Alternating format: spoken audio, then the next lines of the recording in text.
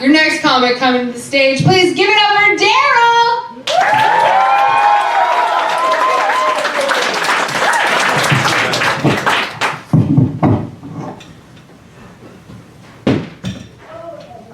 How's everyone going today? Just to let everyone know, going to the wrong funeral could happen to anyone. It's kind of like going to an emo concert in the 90s. Everyone's dressed in black, everyone's looking depressed, and when you start to look around, you start to wonder if you really belong here. So this actually happened to me and my dad. We showed up late to our friend's dad's funeral. And when we got there, I was like, I don't know anyone.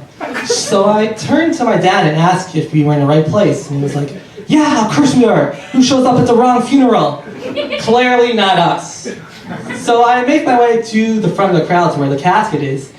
And it was there that I realized that we were definitely in the wrong funeral.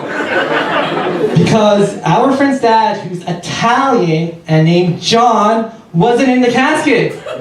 It was a woman named Sally Wong. She was Asian, which explained why everyone there was practically Asian. So I panicked. I froze. I didn't know what to do. So what do you do when you show up in the wrong funeral not knowing what to do? You commit. I started hugging and kissing everyone in the front row. I had no idea who these people were. I started consoling some people. They started consoling me. I have never had to commit to anything this hard in my life. Vegetables, flossing, Mondays. So sometimes I think I have a photographic memory.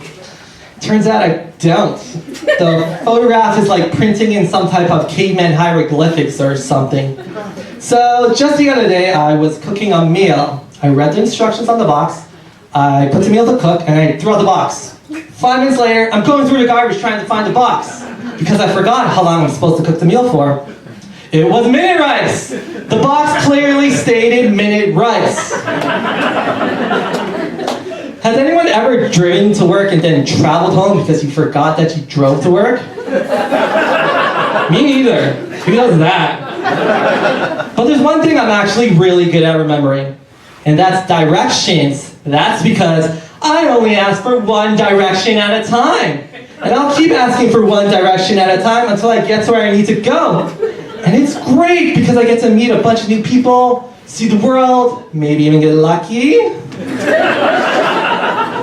So when I was younger, I used to work at the Gap. Gap criminals come in all shapes and sizes.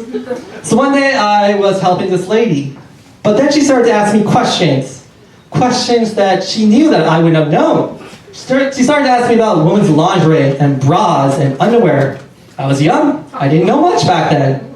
So I had to go leave and ask another female employee for help. And when I got back, this skinny-looking woman was all of a sudden 9 months pregnant. She was stuffing clothing underneath her dress all the time I was gone. She looked like she was gonna have a baby gap. That is not how I learned to get a girl pregnant when I was in school. So there's not just shoplifting criminals at the Gap. There's sexual ones as well. It's true. So one day, I was working in the change room, and there was this lady trying on a pair of jeans. She was looking at herself in the mirror. But then she turns to me and asks if I could help her check the size of her jeans by stuffing my hand down her pants. I'm like, what? She's like, Gary, the other sales associate, does it all the time. Gary does what? So I go leave and get Gary, the other associate, to come help her. 5 minutes later, I see Gary leaving the change room with a big grin on his face. Then he walks by me and like pats me on the back with one of those aggressive pats, and I'm like, no! You can smell the ass on my shirt! So I tried like rubbing up against a mannequin trying to get the smell off. It looked like I was backing that ass up for a finished rap hip-hop video.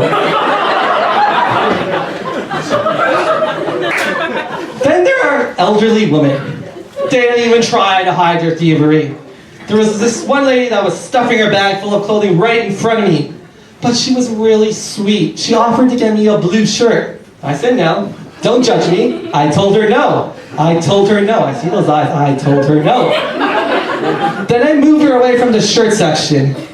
And then I guided her to the sweater section. Then I whispered, the black one.